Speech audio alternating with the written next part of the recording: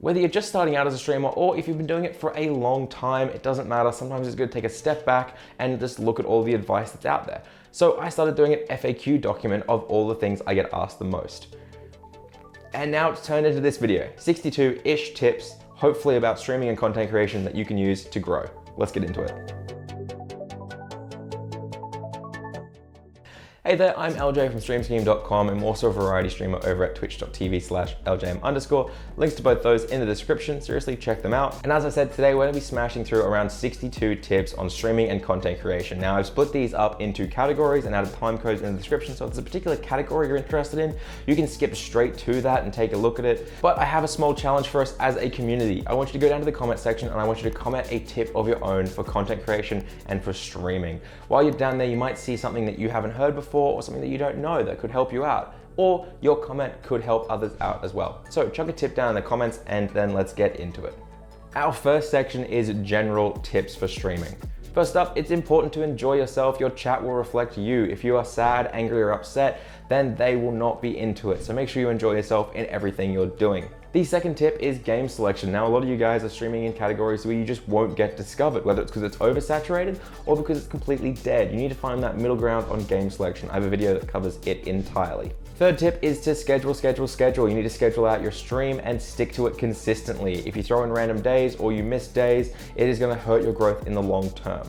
Fourth, with that being said though, do not stream every single day. There are better things to do with your time. You can stream for 3 days and then spend the rest of it working on your content or building up your social platforms. Fifth tip, do not do giveaways, especially while you're growing. People will only come to your stream for the sake of the giveaway. They will not come back for you. Seriously, it may be a good way to get followers and stuff like that, but it will not build a community. Building a community around giveaways will hurt you in the long run. Plan out your stream, roughly decide how long you're gonna spend doing each thing. Come up with content ideas and bits that you can do throughout your stream to keep yourself from having to improv everything and to entertain your chat better. Seventh tip, do not stream for money, because money honestly is just something that will not come through your stream until you are much bigger. When you're just starting out, it is inconsistent, if not just non-existent. So don't stream for money, stream for a passion that is deeper than money. My eighth tip is to watch your VODs back. Seriously, sit down and try and watch your VOD. Is this something you would actually watch? If not, why is it putting you off?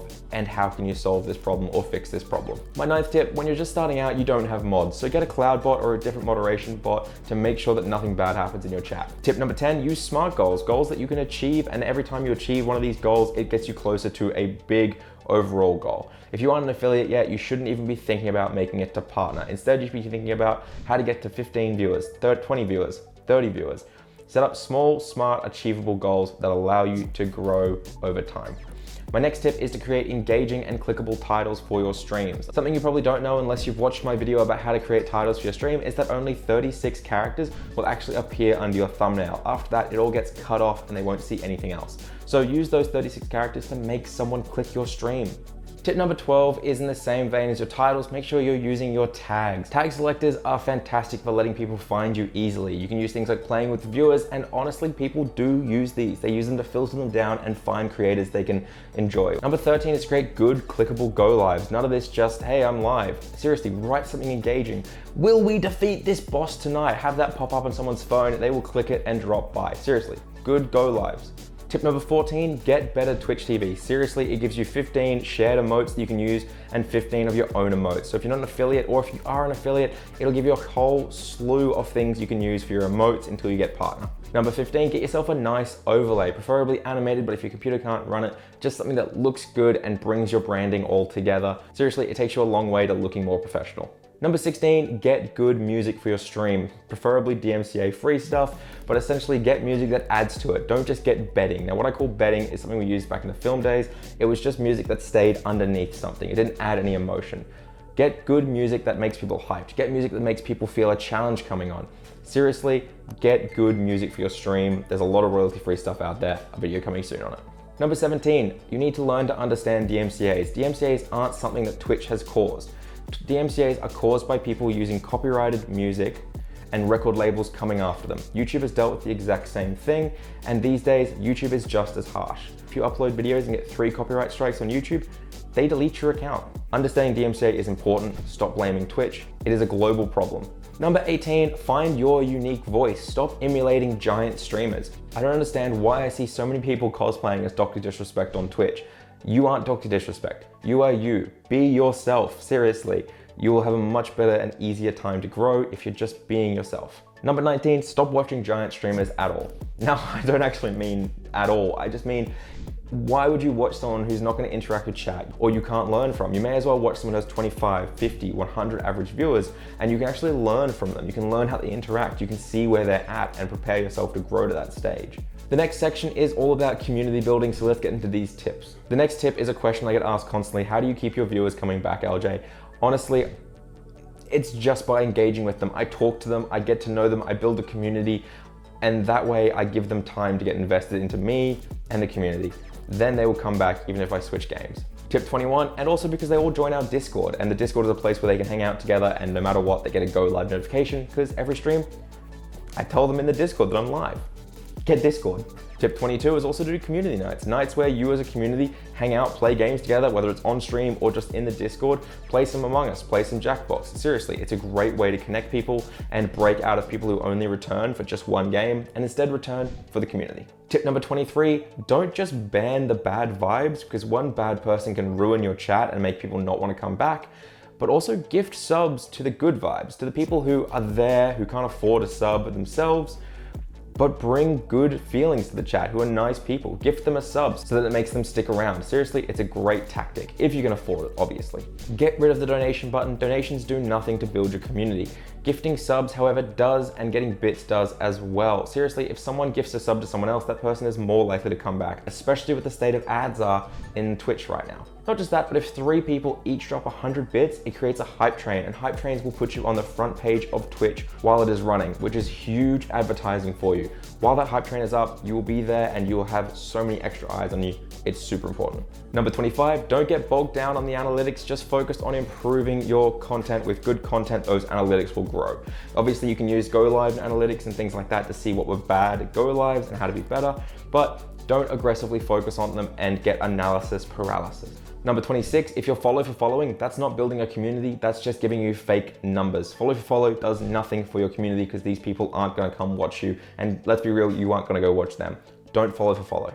Number 27, keep yourself talking no matter what, because if someone drops into your chat, you can instantly convert them into a community member as long as you're active and engaging to them. Number 28 is to set up Twitch emotes, Twitch badges, and channel points and all those things if you're an affiliate. Setting these things up and basing them around your community and trying to make them unique to your community will go a long way to make people feel like they're a part of something special. Number 29, speaking of special, set up special subscriber roles in your Discord. I have a video on that, it's linked in the cards. It goes a long way to make people have a little special place to hang out. Number 30, when it comes to community building, it means you have to be consistent in the type of content you create. In the same way you have to be consistent in your schedule, you have to be playing the same types of games, talking and making the same types of jokes. If one day you're playing Call of Duty Warzone and then the next you're playing Stardew Valley, obviously the viewers from one won't convert to the other easily and vice versa. Try and stick to your content and your niche. Number 31, be active in your Discord. If you have a community, be active while you're offline. Talk to them, joke about them, talk about books, whatever it is they like. Seriously, be active when you're offline. It'll make them feel like they want to come back. Number 32, create a community name that the community can get behind. We're called the Royals on my stream because we have crowns for our sub badges, and Roy EL, so it's Royals. Don't worry, they love it. But get something for yourself. Essentially, people like to rally behind. They like to have a label attached to them. And number 33, our final one of community building, treat people like people. Not a view count, not a chatter. They're a person. Treat them like a person. Seriously. Treat them like a person. Please. Please. Our third section is all about tech. Tip 34 is to learn about audio. I have a video covering everything you need to know, so you should check that out. But essentially, your mic should be aiming to hit yellow. Anything lower and it's gonna be too quiet. Anything higher and it's gonna be risk peaking.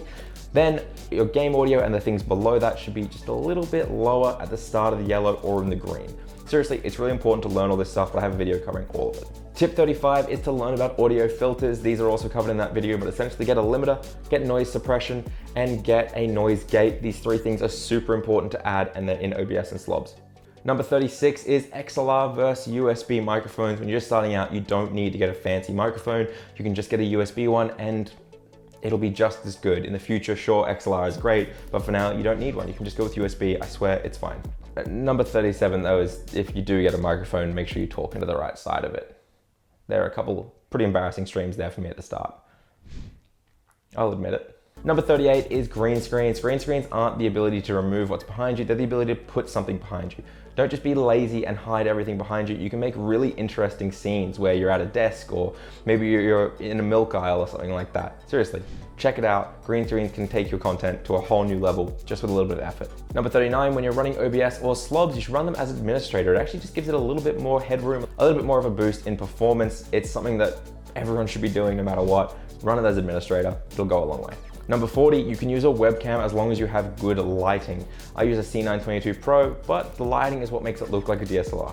Number 41 is actually, I will add to that, you do need to manually set your webcam up in your settings. And if you want, you can apply a custom LUT as well by going to filters, LUT, and adding a LUT. You don't have any LUTs, I'll do a whole video on that coming soon. Number 42, get a good webcam frame. Seriously, it's not just what you look like, it's what your background looks like. If there's dirty washing, if there's a shelf full of crap, make it look good, make it look clean, make it look presentable. It's really important. Number 43, and this is the final one of tech, it's the most important one, but you need to research what your settings and your tech does yourself. You can't go off what someone says to you. You guys comment constantly asking me to tell you what the best settings are for OBS and slobs. I don't know your computer, I don't know your hardware, I don't know the headroom that your CPU has. You need to research and look into these things and understand what they are yourself, because anyone who tells you that these are the best settings to use, I'm sorry, but they don't know what the best settings you can use are, because your computer might not be able to handle it at all. So we have a few more sections still coming up, such as how to engage viewers properly and my favorite YouTube content. But before we get into that, I gotta throw it out there. If this video has helped you out at all, consider checking out my other content where I go much more in detail and in depth on all these topics I've talked about. Seriously, and then if those help you out, consider subscribing. It really means a lot to us. And we've got plenty of great videos coming up soon, as well as more free overlays. That's right, we have more free overlays and more free stinger transitions coming out in the Discord soon. Check out the description, join there so when they come out, you're the first to know.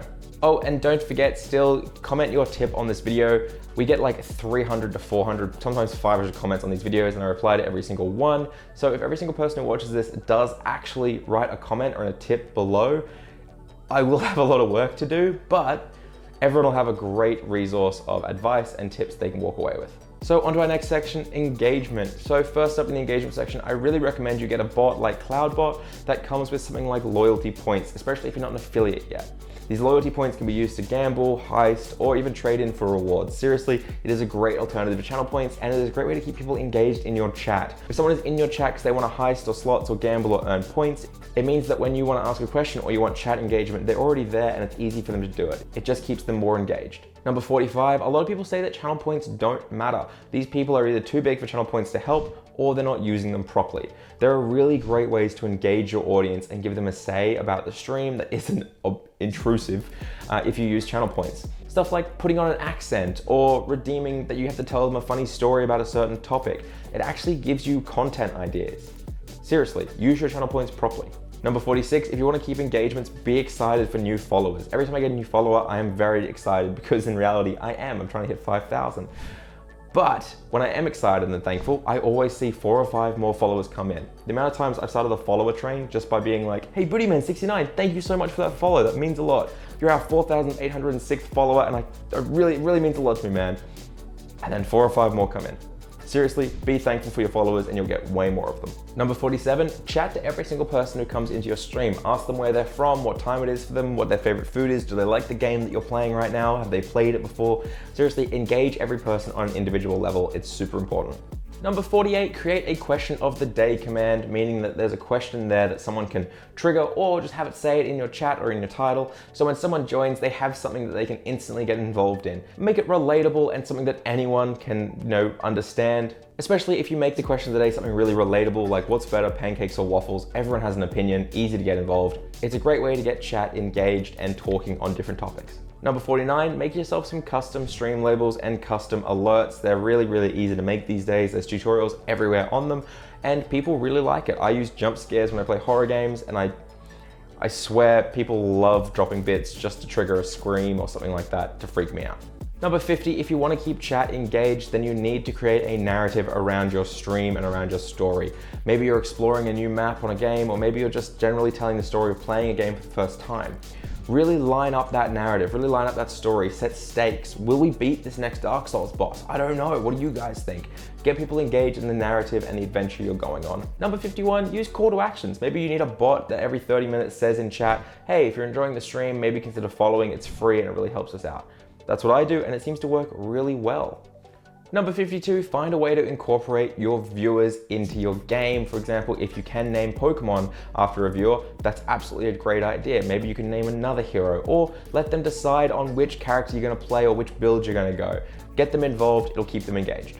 And number 53 for engagement is to play party games like Gartic Words on Stream, Jackbox, and all of these things where they're involved and they're active in chat. Seriously, these are great ways to keep people talking. Our next section is all about YouTube, which is my favorite topic. I love YouTube content.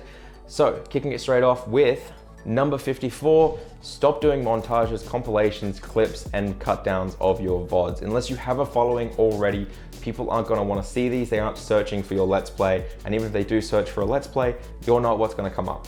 You need to create searchable content because YouTube is a search engine, which means you're trying to solve problems or answer questions, which leads us to 55.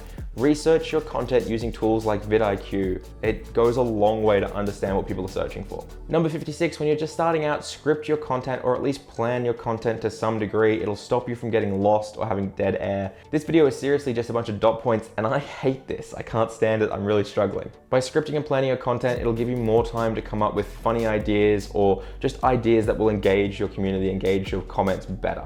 Number 57, understand that what used to work doesn't work anymore. The big guys have a monopoly on YouTube and the small guys have to work a whole lot damn harder than the big guys did.